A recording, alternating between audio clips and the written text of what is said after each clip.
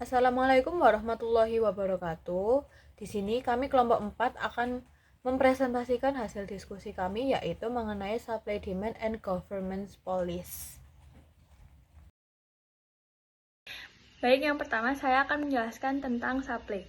Supply atau penawaran adalah jumlah barang atau jasa yang produsen mau dan mampu tawarkan pada berbagai tingkat harga selama periode tertentu. Umumnya, semakin tinggi harga yang ditawarkan, semakin banyak pula barang yang akan diproduksi dan dijual oleh produsen. Faktor yang mempengaruhi supply ada 6.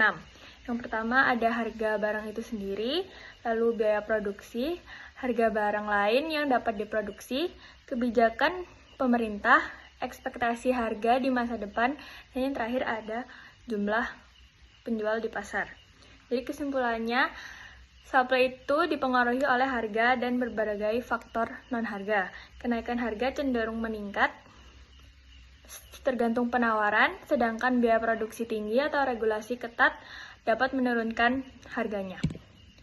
Lalu ada demand. Demand atau permintaan adalah jumlah barang atau jasa yang konsumen bersedia dan mampu beli pada berbagai tingkat harga dalam waktu tertentu. Berbeda dengan supply, kayak kebalikannya gitu, hubungan harga dan permintaan cenderung berlawanan. Jika harga naik, maka permintaan akan turun. Faktor yang mempengaruhi demand yaitu harga barang itu sendiri, lalu ada pendapatan konsumen, selera konsumen, harga barang substitusi dan komplementer, lalu ada ekspektasi harga di masa depan, dan jumlah penduduk. Jadi kesimpulannya, permintaan dipengaruhi oleh harga dan faktor non-harga. Sama seperti supply, namun perbedaannya yaitu penurunan harga cenderung mendorong peningkatan permintaan. Yang ketiga adalah materi government policy. Pemerintah sering ikut campur dalam mekanisme pasar lewat kebijakan ataupun harga dan pajak. Tujuan untuk menjaga kesejahteraan masyarakat, menekankan inflasi, dan melindungi kelompok miskin dan berdampak gejolak harga. Misalnya, pemerintah bisa menetapkan harga maksimum untuk kebutuhan pokok dan memberi subsidi agar tetap terjangkau.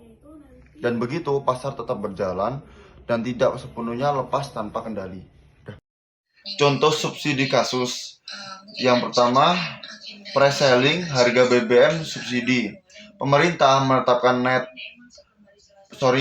head minyak goreng sebesar Rp14.000 per liter untuk menekankan harga saat harga sawit dunia naik yang memunculkan dampak seperti minyak goreng langka di pasar, antrean panjang di toko. Selain itu, banyak produsen menahan stok karena harga jual tak menutup biaya produksi.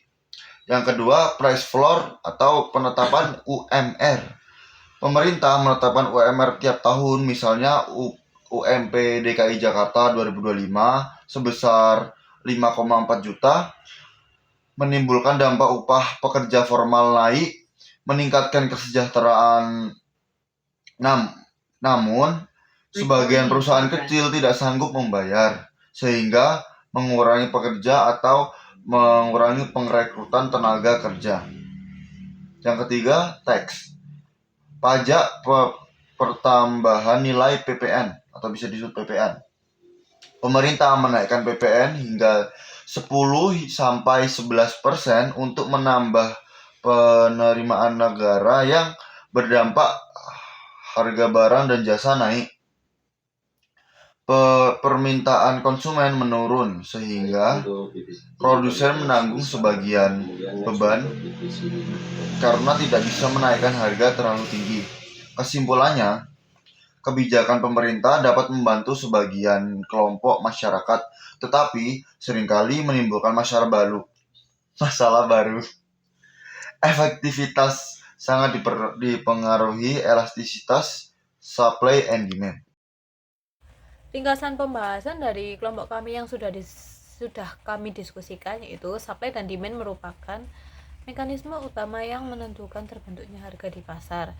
Keduanya dipengaruhi oleh faktor harga maupun non-harga, seperti pendapatan masyarakat, selera konsumen, biaya produksi, hingga kondisi teknologi.